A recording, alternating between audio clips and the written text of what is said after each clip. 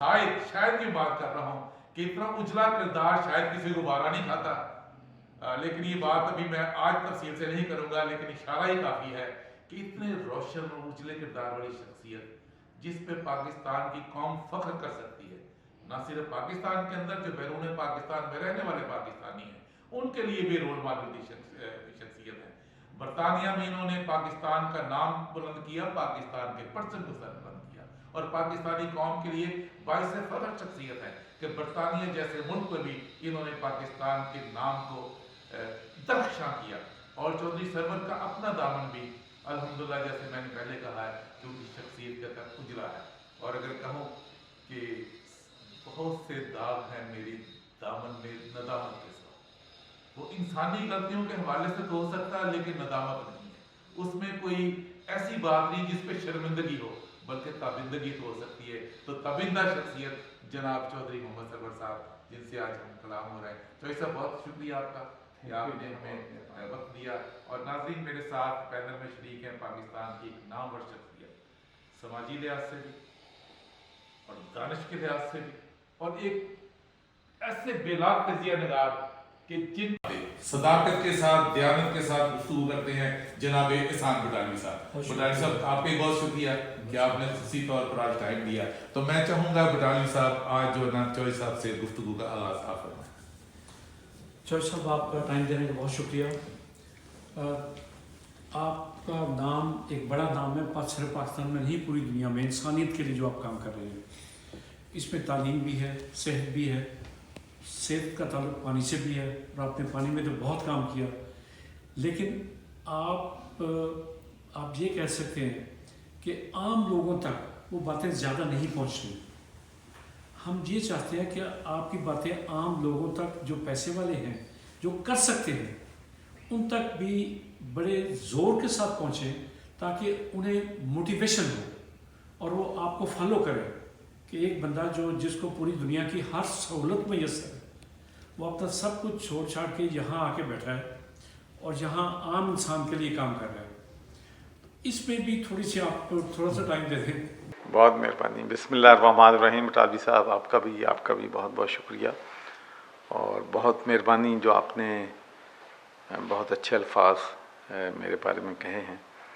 तो मेरी तो अल्लाह ताला से हमेशा यही दुआ होती है कि इस मुल्क में बहुत से हमारे चैलेंजेस हैं। मुल्क हमारा बहुत ख़तरात में घिरा हुआ है। लोगों को 2 वक़्त की रोटी मुयस्सर नहीं है। लोग अपने बच्चों को तालीम नहीं दिलवा सकते। बीमार हो जाएं तो इलाज मुआवजा की सहूलतें उनके पास नहीं हैं। उनके कपड़े नहीं उनके लिए ख़रीद सकते, उनकी फ़ीसें नहीं दे सकते। महंगाई ने लोगों की कमर तोड़ दी है। तो अल्लाह ताला हमारी इस मुश्किल वक़्त में मदद फरमाए, और मेरी दुआ है कि अल्लाह ताला हमारे हुक्मरानों को भी तौफीक दे कि वो इस मुल्क की खिदमत जो है वो कर सकें। दबाव भी कर रहे हैं। तो एक तो मैं ये कहना चाहता हूँ कि दुनिया के बहुत से ममालिक हैं जिसमें कुछ पार्टियाँ हुकूमत में होती हैं, कोई अपोजिशन में होती हैं। ये पाकिस्तान दुनिया का वाहिद मुल्क है कि जिसमें तमाम पार्टियाँ हुकूमत में हैं, तमाम पार्टियाँ इक़्तिदार के मज़े ले रही हैं, इंसाफ मज़े इंजॉय कर रहे हैं, और एक दूसरे से गाली गलौज भी कर रहे हैं, सब इंजॉय कर रहे हैं। तो मैं ये समझता हूँ कि ये हमारे मुल्क की बदकिस्मती है कि किसी भी हुक्मरान ने आवाम के लिए, आवाम को इंसाफ देने के लिए, आवाम को सेहत की सहूलतें देने के लिए, आवाम को महंगाई से निजात दिलाने के लिए, आम आदमी की ज़िंदगी बेहतर बनाने के लिए पिछले 75 सालों में हम नारों के अलावा आवाम को हमने कुछ भी नहीं दिया। तो मैं थोड़ा सा अगर चार्टी की तरफ भी आ जाऊँ फिर मैं आपको, तो मैंने ईयर 2000 में सरवर फाउंडेशन की बुनियाद रखी थी। तो मैं सियासतदान तो एक हादसा है, मैं बन गया, लेकिन बेसिकली मैं एक सोशल वर्कर हूँ जो लोगों की मदद करके मुश्किल वक़्त में उनका साथ दे के अपनी मुझे तसल्ली होती है, मुझे तस्कीन मिलती है। तो मैं उस वक़्त भी जब मैं बरतानिया में था, तो यहाँ पर जितनी भी हमारी चैरिटेबल ऑर्गेनाइजेशंस हैं उनके लिए फंड इकट्ठे करता था। फिर मैंने अपनी ऑर्गेनाइजेशन जब बना भी ली तो फिर भी ये मैंने नहीं किया कि मैंने सिर्फ अपनी ऑर्गेनाइजेशन के लिए पैसे देने हैं, बल्कि अपनी फैमिली और बच्चों को भी कहा कि जो भी चैरिटी के लिए आपके पास पैसा देने के लिए आता है तो वो आपने उनको हेल्प करनी है। ये नहीं किसी से कहना कि हमारी तो अपनी फाउंडेशन है इसलिए हम किसी और को नहीं देंगे, ये कभी बात बेटा ये नहीं कहनी, हर एक को मदद करना है। तो माशाल्लाह पिछले 22 साल सरवर फाउंडेशन के कामयाबी के साल हैं। हमने 2 अस्पताल बनाए हैं जिसमें सालाना लाखों लोगों का इलाज मुआवजा होता है। पीर महल में हमारा स्कूल है जहाँ 1000 से ज़्यादा बच्चा जो है तालीम हासिल कर रहा है। तो माशाल्लाह अब सूरत हाल ये है कि 100 बेडेड अस्पताल है हमारा रजाना में, 100 बेडेड अस्पताल है हमारा चीचावतनी में। तो अब वहाँ बेड्स नहीं मिलती, फुली बुक्ड हैं, तो इसलिए 50 बेड्स हम बढ़ा रहे हैं रजाना अस्पताल में और 50 बेड्स हम बढ़ा रहे हैं चीचावतनी अस्पताल में। स्कूल में भी कैपेसिटी पूरी हो गई है, वहाँ पर भी 16 नए क्लासरूम हम बना रहे हैं। और फिर मरक मिराज खालिद साहब, मैं समझता हूँ एक बहुत बड़ा आदमी था।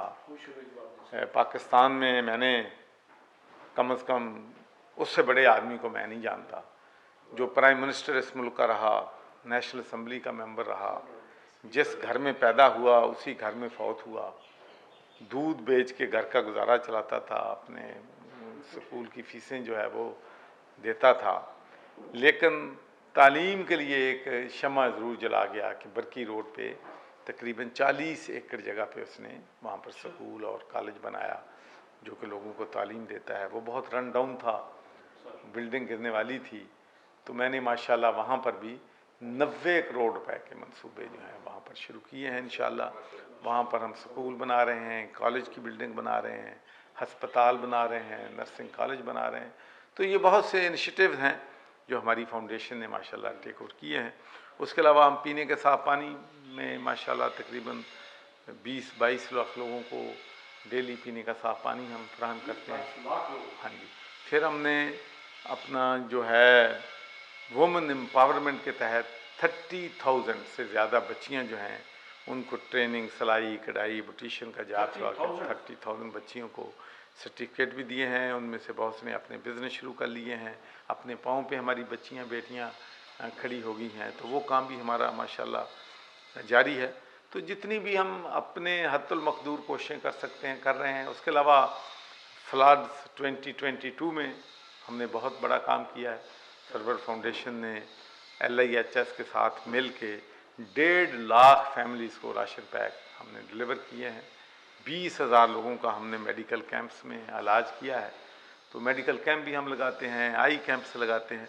तो जितनी भी खिदमत हो सकती है अपनी हिम्मत के मुताबिक कर रहे हैं। सर मैं यहाँ पर माशाल्लाह आपकी जो ये सलाहियतें भी हैं और कारकर्दगी भी है, ये मुँह बोलता सबूत है और समझता हूँ कि ये काबिल रश्क होनी चाहिए पाकिस्तान के सियासतदानों के लिए भी कि रोल मॉडल है आपकी शख्सियत कि अवाम के लिए, अवाम की तालीम के लिए, अवाम की सेहत के लिए जिस तरह आप कंट्रीब्यूट कर रहे हैं।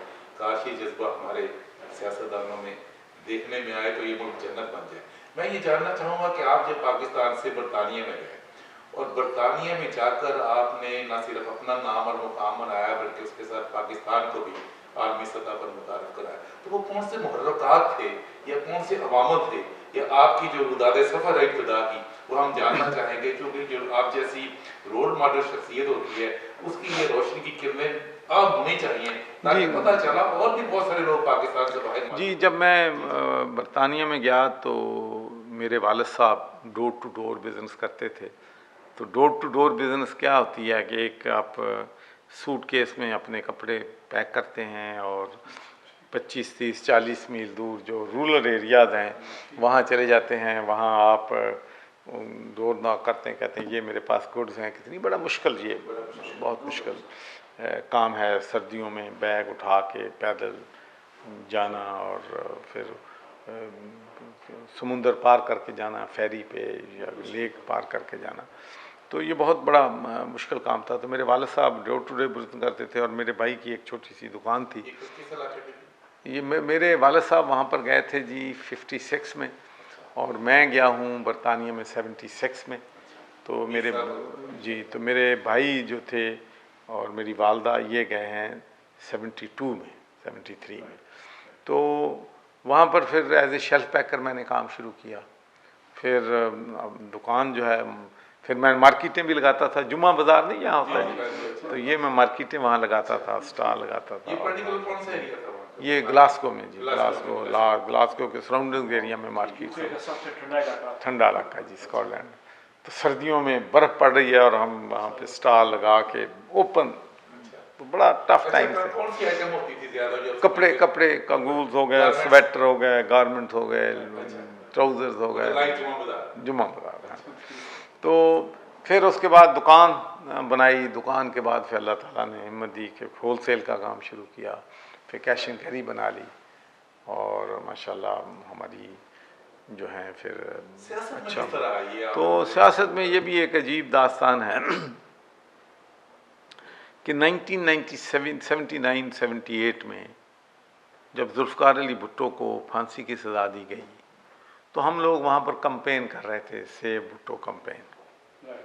तो उस वक़्त फिर हम वहाँ पर ज़्यादा, उस वक्त लेबर पार्टी के मेंबर ऑफ पार्लियामेंट थे, काउंसलर थे, ट्रेड यूनियन के लोग थे, तो उनको हम जाते थे, उनसे लेटर लिखवाते थे, टेलीग्राम्स ज़ियाउल हक़ को दिलवाते थे। तो उस फिर वक़्त रब्ता मेरा बहुत ज़्यादा लेबर पार्टी के लोगों से हुआ कि लेबर पार्टी के, तो उनसे ताल्लुक़ वास्ता हो गया। फिर I join the labour party. तो जब मैंने 1982 में लेबर पार्टी ज्वाइन किया तो बिल्कुल ये मकसद नहीं था कि मैंने वहाँ काउंसलर बनना है, एमपी बनना है। मैं तो सिर्फ उनको मदद करने के लिए, एक आइडियालॉजी थी कि this is the party of the workers. और मैं भी, चूँकि मेरा भी तल्लक एक मिडिल क्लास से था, वर्किंग क्लास फैमिली से था, तो मैं भी चाहता था कि वर्किंग क्लास फैमिली को लिफ्ट करें। और लेबर जो है वो बाकी वर्कर्स की, मजदूरों की करती थी। तो उसके बाद फिर सियासत में आ गए, इलेक्शन लड़ लिया, काउंसलर बन गया। इलेक्शन लड़ने के लिए तरगीब किसने दी थी? वहाँ कोई ऐसा माहौल बना? वहाँ पर जो हमारे दोस्त थे, पाकिस्तानी दोस्त थे, अंग्रेज़ दोस्त थे, उन्होंने कहा कि भाई इलेक्शन लड़ें। तो मैंने काउंसलर का काउंसलर का ये भी नजर आ रहा था ना कि ये अच्छे वर्कर हैं और ईमानदारी से काम कर रहे हैं और पार्टी के लिए। देखिए, मैं आपको बताऊं कि ये फ़र्क उस मुल्क में और इस मुल्क में फ़र्क ये है, फ़र्क ये है कि यहाँ पर जो वर्कर है वो नारे लगाता है, जेल जाता है, दरियाँ बिछाता है, बंदे इकट्ठे करता है, जाता है, लेकिन उसकी किस्मत में काउंसलर बनना, एमपी बनना, एमपीए बनना, वज़ीर बनना नहीं है। वर्कर ने वर्कर ही रहना सारी ज़िंदगी। लेकिन बरतानिया में फ़र्क यह है कि मैं वर्कर था, डिस्ट्रीब्यूट लीफलेट करता था, और मेरे साथ और भी बहुत से लोग थे जो कन्विंसिंग करते थे, डोर टू डोर कंपेनिंग करते थे, स्ट्रीट कंपेनिंग करते थे। और वो बाद में आम लोग थे, कोई मेरा मतलब कोई बिजनेसमैन नहीं थे या कोई रिचेस्ट लोग नहीं थे, इंडस्ट्रियल नहीं थे, तो वो कोई काउंसलर बन गया, कोई एमएसपी बन गया, कोई वज़ीर भी बन गया, बस कंडक्टर वहाँ पर एमपी बने मैंने देखे हैं, बस ड्राइवर बने बैठे हैं। तो वहाँ पर सियासत यह है कि कोई भी आदमी खिदमत करे, मेहनत करे, एबिलिटी हो, तो फिर उसको पैसे की बैकिंग की ज़रूरत नहीं है। तो इसलिए मैं समझता हूँ कि ये पाकिस्तान की जमहूरियत क्या जमहूरियत है जिसमें सिर्फ 5% लोग, मेरे ख्याल 5% जो सियासत में हिस्सा ले सकते, 5%। मुझे ये बताएं कि आजकल कोई यूनियन काउंसिल का चेयरमैन नहीं बन सकता जब तक 50 लाख रुपया कर। कोई बंदा सोच नहीं सकता कि मैं एमपीए का इलेक्शन लड़ना है जब तक 10 करोड़ रुपया उस जेब में ना हो। कोई बंदा एमएनए का इलेक्शन नहीं लड़ने का सोच सकता जब तक 20 करोड़ उसकी जेब में। तो ये एक ड्रामा है, कोई जमहूरियत तो नहीं। शुरू करते आपका सफर काउंसलर के? जी, मैं फिर काउंसलर बन गया। फिर मैंने था कि उस वक़्त कोई बंदा भी वहाँ पर नहीं था, हमारा मेंबर ऑफ पार्लियामेंट मुसलमान नहीं था, कोई मुसलमान कभी बना ही नहीं था पूरी 600-700 साल तारीख़ में। तो फिर मैंने कहा कि भाई ये डोर जो है मैंने ओपन करनी है। तो मैंने फ़ैसला किया कि मैंने लड़ना है। तो बड़ी मुखालफत थी, पहाड़ थे मुश्किलात के, लेकिन अल्लाह ने फिर मुझे 1997 में बरतानिया का पहला मुसलमान मेंबर ऑफ पार्लियामेंट बनने का शर्फ दिया। फिर सबसे बड़ी बात ये थी कि मैंने कुरान पाक पे हल्फ लिया, कि मेरे लिए बहुत बड़ी सआदत की बात थी। मुझे याद है कि 97 में जब मैं उस वक्त था इस्लामाबाद में रोजाना पाकिस्तान का हमेशा, तो ऐसे मेरे अजीज थे वहाँ बरतानिया में, वो आए हुए थे मेरे ननिहाल में से, मेरे बुरदिन भाई थे, उन्होंने मुझे आपका तारुफ कराया लाइव पढ़ना कि इस दफ़ा पाकिस्तानी का चांस है पार्लियामेंट में पहुंचने का, एमपी बनने का। तो वो चूंकि थोड़ा सा पॉलिटिकल सोशल पॉलिटिकल जेन के, तो मैंने मजीद उसे डिस्कस किया। उन्होंने कहा मुझे भाईजान मुझे तो 99% उम्मीद है तो पहुंचेंगे, और मैंने फिर खबर लगा दी अक्सर अखबार में, खबर लगा दी पूरा बॉक्स बनाकर कि आपका नाम लेकर के चौधरी सरवर अल्लाह ताला की जो है वो पहुंच गए। तो बड़ा यहाँ पर ना मुझसे क्वेश्चनिंग होनी शुरू हो गई पूरी दुनिया जी। जब 1997 में बना ना जी, कोई दुनिया का मुल्क नहीं होगा उस वक़्त ये मोबाइल और ईमेल, ये वो ईमेल ही होती थी, ये कोई व्हाट्सअप तो होते नहीं थे। तो उस वक़्त मुझे हज़ारों की तादाद में ऑल ओवर द वर्ल्ड लोगों ने मुबारकबाद के पैगाम भेजे कि जी बड़ी खुशी पूरी दुनिया में ताज्जुब के साथ और Muslim all over the world celebrate. Pakistani Pakistan double इजाज़त था ना, एक मुसलमानी और मुसलमान और पाकिस्तानी। उस मुल्क में जिसने 150 साल से हुक्मरानी की इस इलाके में। हम पे की। अच्छा, फिर मैं वही फैक्ट देखना चाहता हूँ, जब आप एमपी की हैसियत से, मेंबर पार्लियामेंट की हैसियत से वहाँ पर पहुँचे और कुरान पाक पर आपने वो किया, तो वहाँ क्या सीन था पार्लियामेंट? देखें जी, बात यह है कि सबसे बड़ी बात तो हमारे लिए ऑनर की ये बात थी कि जैसा कि बटाली साहब ने फरमाया कि जिन्होंने हमारे मुल्क पे सेंचुरीज हुकूमत की और जिस पार्लियामेंट में बैठ के की, तो उस पार्लियामेंट में बैठना और उस पार्लियामेंट का मेंबर बनना कि जिसके बाहर खड़े होके हमारे फाउंडर कायदे आज़म मोहम्मद अली जना ने ये कहा हो कि मेरी ख्वाहिश है कि मैं इस पार्लियामेंट में बैठूं, तो इससे बड़ी मैं तो समझता हूँ कि मैंने कायदे आज़म की ख्वाहिश को इम्प्लीमेंट कर दिया।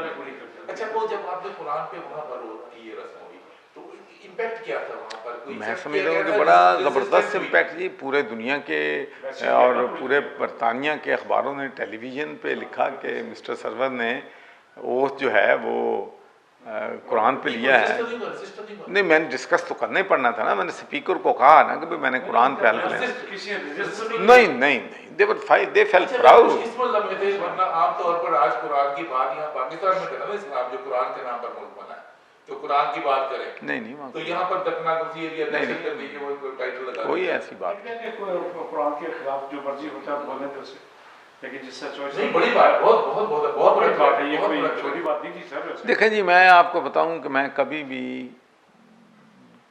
जहाँ भी दुनिया में जाता हूँ, आई ऑलवेज फील प्राउड कि मैं मुस्लिम, आई ऑलवेज फील प्राउड कि मैं पाकिस्तानी। कभी मैंने नहीं अपने आप को समझा कि मुझे पाकिस्तानी कहते हुए, मुसलमान कहते हुए ये तो आपकी करज और आपकी हिम्मत है ना। आप जो फजा बनी है जिसमें फौरन कहा जाता था फंडामेंटलिस्ट, इस किस्म के हमें भी पता नहीं क्या क्या कहते थे, मतलब ये तो फंडामेंटल, तो आपको अंदाज़ा ही नहीं आया कि माउंटेन्स टू क्लाइंब थे। जब मैं किन मुश्किलात से गुजरा हूँ मेंबर ऑफ पार्लियामेंट बनने के लिए, एंटी फोर्सेस ऑफ द